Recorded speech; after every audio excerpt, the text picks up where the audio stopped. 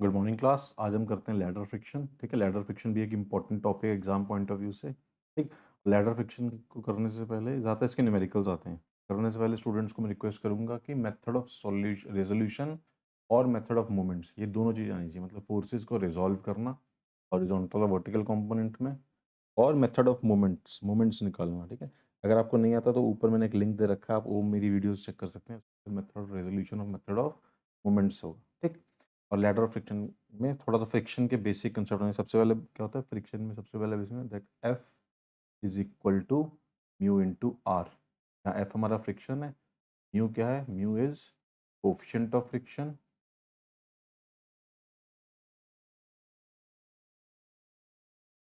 ठीक, और आर क्या है हमारा, आर इज नॉर्मल रिएक्शन।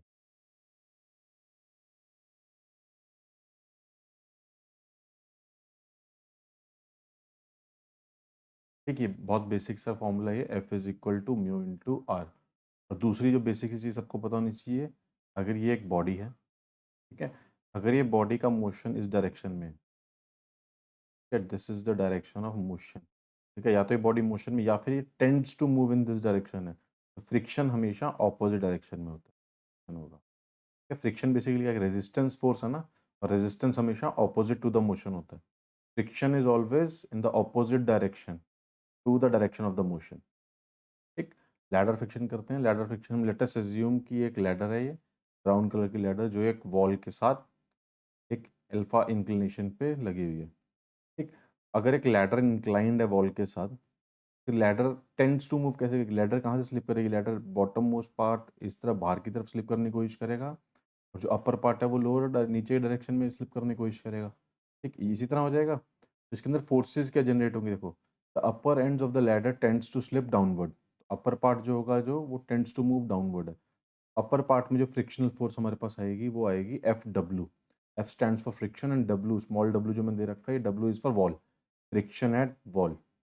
ठीक, तो इसी तरह जो लोअर एंड होगा, लोअर एंड कहाँ, लोअर एंड बाहर की तरफ मूव करेगा। जब लोअर एंड बाहर की तरफ मूव करेगा तो फ्रिक्शन फोर्स उसके ऑपोजिट डायरेक्शन में आएगी। ठीक है, तो नीचे वाली जो फ्रिक्शन फोर्स आएगी लोअर एंड पे वो आएगी हमारी F F. F is the friction और small F is at floor, friction at floor will be in inward direction. ठीक है, इसी तरह जब ये लैडर वॉल के साथ स्टेबल लगी है तो हमारे न्यूटन भैया का तीसरा लॉ क्या कहता है, that every action has an equal और ऑपोजिट रिएक्शन। वॉल पे कुछ ना कुछ वेट लगा रही होगी, अगर ये वेट इनवर्ड लगा रही है तो रिएक्शन कहाँ पे आएगी, इसकी रिएक्शन आएगी हमारे पास बाहर की तरफ। This is reaction at wall जो कि बाहर की तरफ आएगी, देखो।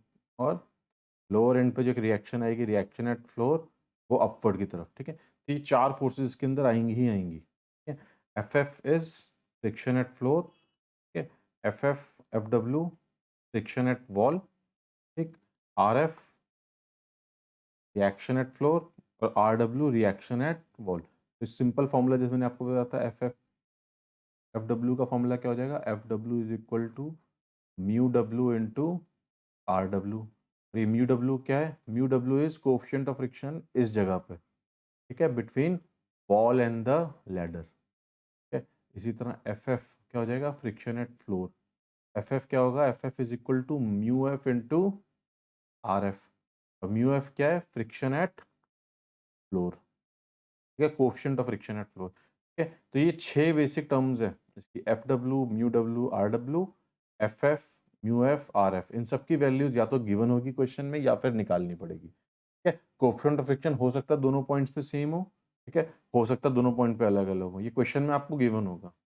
ठीक, और जब पूरा सिस्टम एक इक्विलिब्रियम में, when the system is in equilibrium, तो हम क्या सपोज करेंगे कि इसकी हॉरिजॉन्टल फोर्सेस और वर्टिकल कंपोनेंट का जो सम है दैट इज जीरो।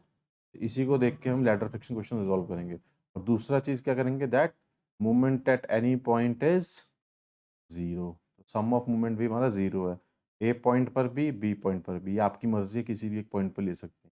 ठीक, तो लैडर फ्रिक्शन में ये चीज हमेशा याद रखनी है। ठीक है, ये क्वेश्चंस करते हैं न्यूमेरिकल डायरेक्टली। ठीक है, न्यूमेरिकल करेंगे तो आपको और क्लियर होता जाएगा। तो आपको क्या दे रखा है, uniform ladder is 3 metre long, ठीक है, and 200 newton, it is placed against a wall making an angle 60 degree with the wall. Angle of inclination दे रखा है कितना, आपको दे रखा है 60 डिग्री। ठीक, as shown in the figure. तो फिगर ये है आपकी, coefficient of friction between the wall and the ladder is 0.25। क्या, तो ये किसकी वैल्यू दे रखी है आपको? Coefficient of friction between wall and ladder, मतलब म्यू डब्ल्यू की वैल्यू आपको दे रखी है 0.25, coefficient of friction at wall, and that between the floor and ladder is 0.35। तो म्यू एफ की वैल्यू कितनी दे रखी है? 0.35। ठीक, लैडर का वेट कितना है? 200 न्यूटन।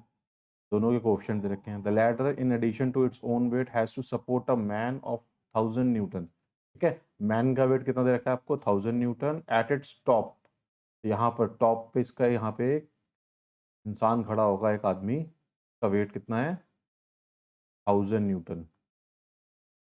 ठीक है, calculate the horizontal force P to be applied at the ladder so that it prevent slipping. मतलब अगर एक इंसान यहाँ खड़ा होगा तो लैडर हो सकता है कहाँ स्लिप करेगी? स्लिप बाहर की तरफ करने की कोशिश करेगी। ठीक है, तो हम इसका एक काउंटर वेट लगाएंगे यहाँ पर, जिसको हम पी नाम दे देते हैं। ठीक है, कि ये स्लिप ना करे। ठीक है, तो हमें ये कैलकुलेट करना है पी वेट कितना होगा ताकि ये लैडर स्लिप ना करे। ठीक है, देखते हैं इस क्वेश्चन को और सिंप्लीफाई करने की कोशिश करते हैं। वेट वगैरह हमें, वेट कहाँ दे रखा है हमें? हमें वेट दे रखा है 200। तो वेट ऑफ द लैडर कहाँ लगेगा? वेट लगा बिल्कुल सेंटर पे लैडर के, और कहाँ लगेगा? Downwards. This will be the weight of ladder. इंसान का वेट कहाँ लग रहा है? यहाँ ऊपर, 1000 न्यूटन की फोर्स। वेट कितने डिस्टेंस पे लग रहा है? ए से वेट लगेगा, ए से बिल्कुल हाफ पे लगेगा, तो 1.5 मीटर्स पे लगेगा। ठीक, और ये 3 मीटर्स पे लग रहा है। ठीक, यहाँ पे अब एक तो रिएक्शन आएगी वही आर डब्ल्यू। ठीक है, जब ये नीचे की तरफ स्किड करेगा तो फ्रिक्शनल फोर्स एफ डब्ल्यू ऊपर की तरफ। ठीक, एक यहाँ पे रिएक्शन आएगी, रिएक्शन एट फ्लोर, और जब ये बाहर की तरफ स्किड करेगी तो एक रिएक्शन फ्रिक्शनल फोर्स भी अंदर की तरफ ही आएगी। ठीक, तो ये सभी फोर्सेस लगेंगे। ठीक, इसको थोड़ा सा सिंप्लीफाई कर देते हैं। तो ये सभी फोर्सेस लग रही हैं इसके ऊपर। ठीक, 1000 न्यूटन का वेट, 200 न्यूटन इसका अपना, R F, F W, R W, तो ये सब आपको पता होना चाहिए क्लियरली। ठीक, अब रिजॉल्व करते हैं फोर्सेस को सबसे पहले, क्योंकि ये इक्विलिब्रियम में है अभी। ठीक है, टेंड्स टू मूव है, मूव नहीं हुआ है। हॉरिजॉन्टल फोर्सेस को रिजॉल्व करते हैं। हॉरिजॉन्टल फोर्सेस कितनी है इन सब में से?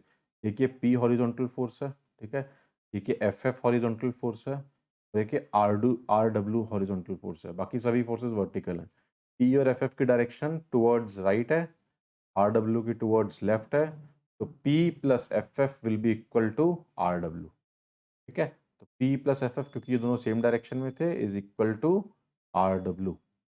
ठीक, और अगर मैं वर्टिकली रिजॉल्व करूं तो वर्टिकल रिजॉल्व करने पे देखेंगे आर एफ की डायरेक्शन कहाँ है? आर एफ की डायरेक्शन ऊपर की तरफ है। ठीक है, एफ डब्ल्यू की डायरेक्शन भी ऊपर की तरफ है, दोनों आपस में ऐड हो जाएंगे। R F plus F W will be equal to, एक तो 1000 वेट है इसका इंसान का, ये नीचे की तरफ लगेगा।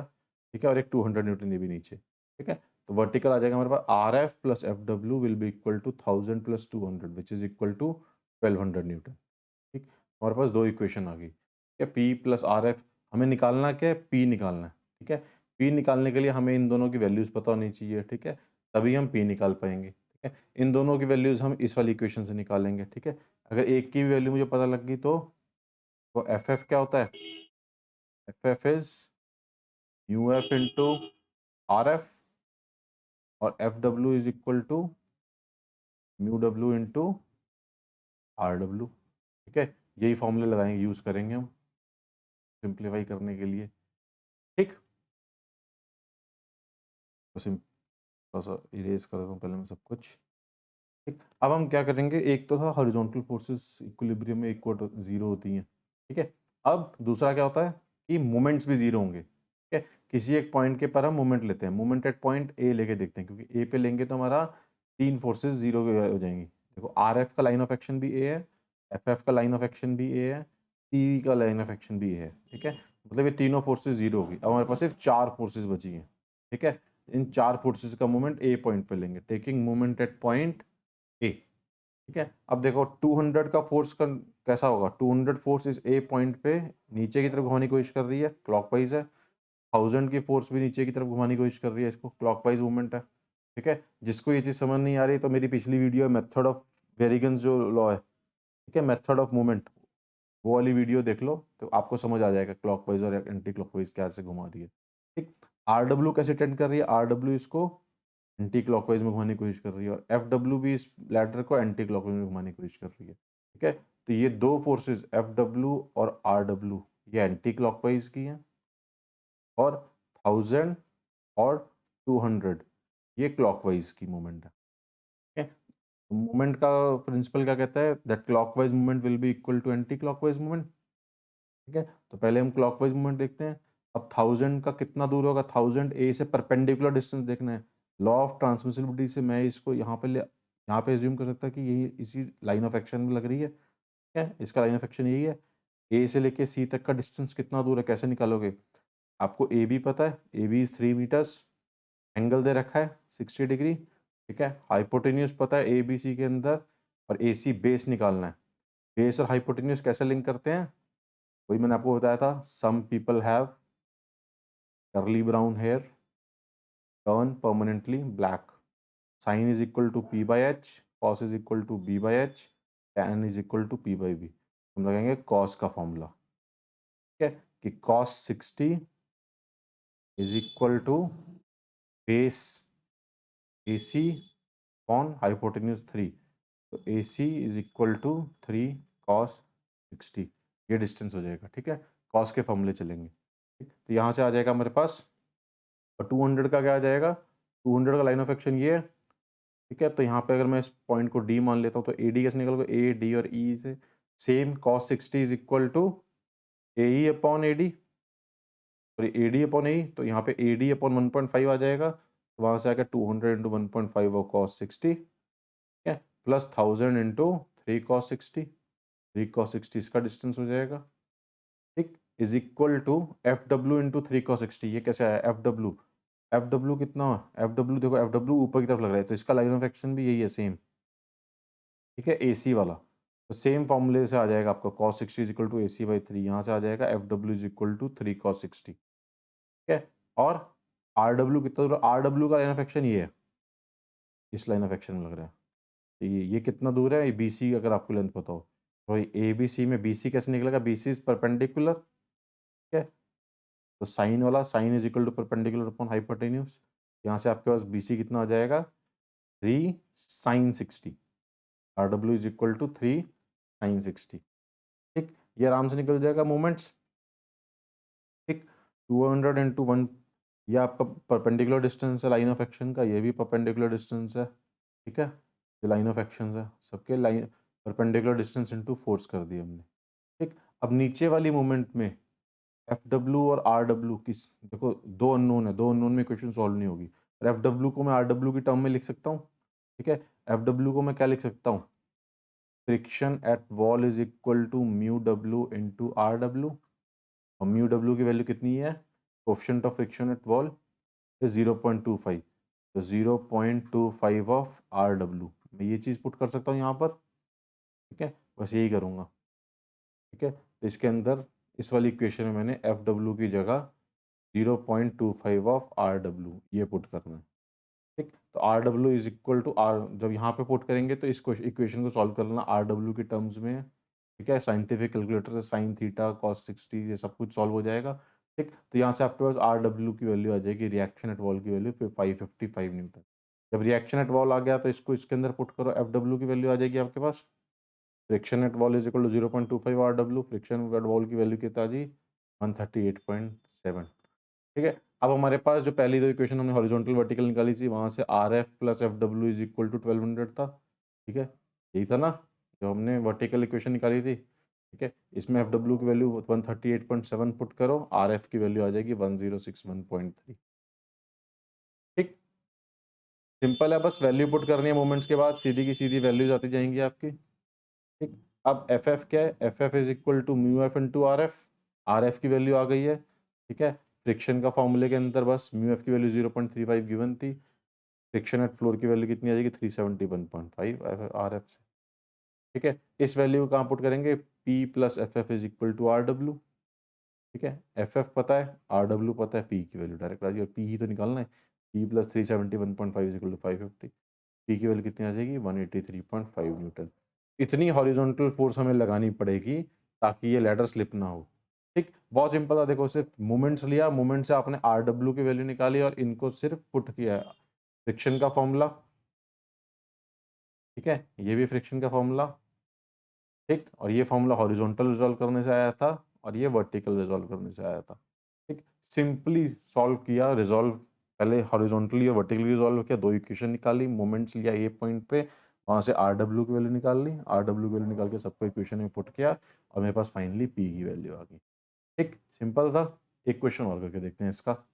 ठीक, जिसको नहीं समझ आया थोड़ा सा रिवाइंड करके दोबारा से देख लो पिछले 4-5 मिनट की वीडियो, अच्छे समझ आ जाएगा। ठीक है, बहुत सिंपल फॉर्मूले हैं इसके।